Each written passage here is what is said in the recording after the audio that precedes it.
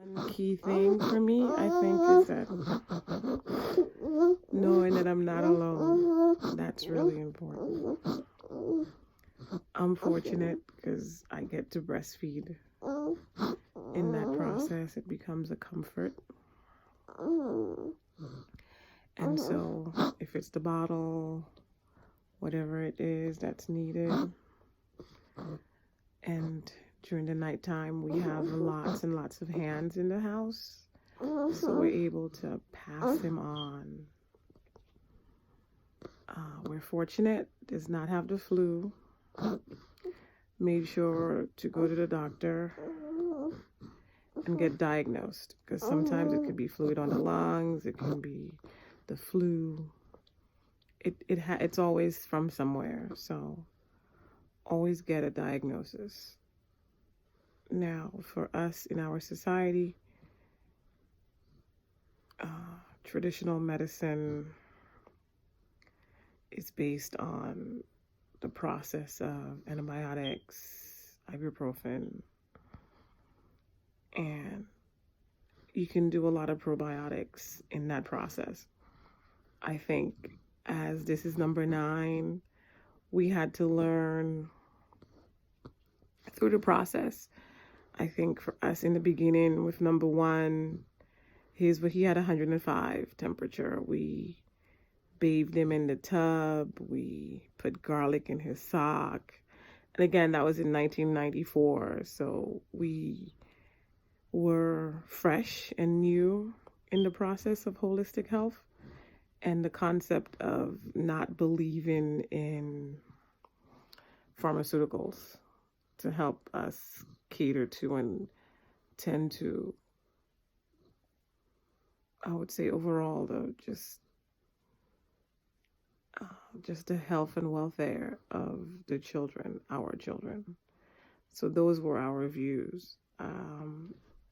In the process, I think 1999, 2000, July 4th, 2000 was the beginning of the understanding that everything has a place, and the importance really of understanding where that is and where you actually fit into that was my personal acknowledgement of that. And it wasn't all negative and it wasn't all positive, that there was a balance. And that's when Musa Junaid was born in the afternoon, just literally came out, because I was already 5 centimeters dilated with him for at least 4 months of the pregnancy. Him being number 4 at the time. And that was an experience. So him being in NICU, the biggest child at that time, was really unexpected. And I took it on from a different perspective. So after being there for 5 days, not leaving the hospital until the 6th day, and him coming home the 7th day, was my acceptance of that Allah's in control, that God's in control, that we're not in control. And the key thing is to be conscious of where you are, what you're doing, and how you're doing it. And I think every now and then that is my constant struggle. And I am consistently being tested in that process. So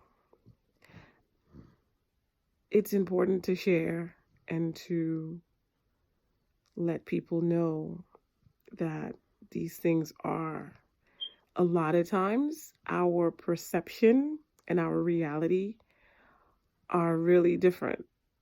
And the experiences that we experience are different.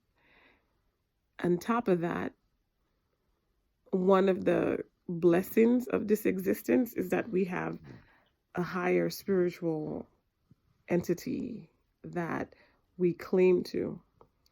And that is how others perceive you.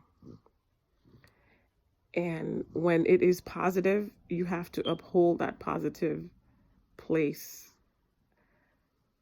in the process. So as a doula, an advocate for birth and having 9 natural, losing 2 miscarriages,